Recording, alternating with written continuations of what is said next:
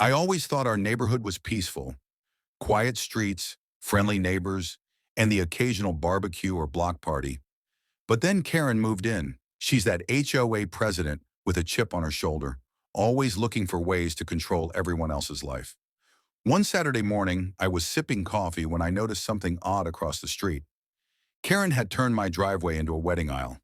Yes, she had strung white fabric, flower petals, and even set up folding chairs right on my property without asking me.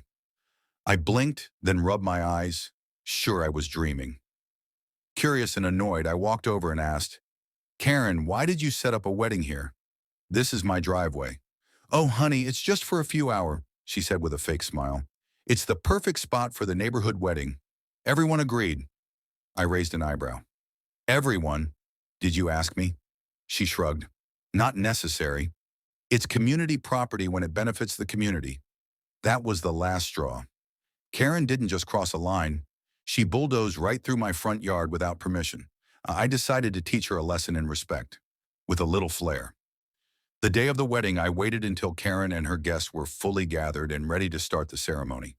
Then, at exactly the worst moment, right when the bride was walking down the aisle, I triggered my secret weapon, the sprinklers. Water shot up from the lawn, soaking the fabric, the chairs, and most importantly, the guests. A collective gasp turned into chaos as guests scrambled for cover. But I wasn't done. I cranked up the volume from my house and blasted death metal through my outdoor speakers. The wailing guitars and growling vocals echoed across the street, drowning out the wedding vows.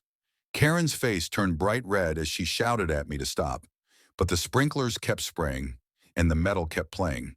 Neighbors peered out their windows, some snickering, others cheering my rebellious stand. Karen's perfect wedding aisle turned into a soggy, noisy disaster. The HOA called me later, demanding an explanation. I simply replied, "You don't use my driveway for your events without permission.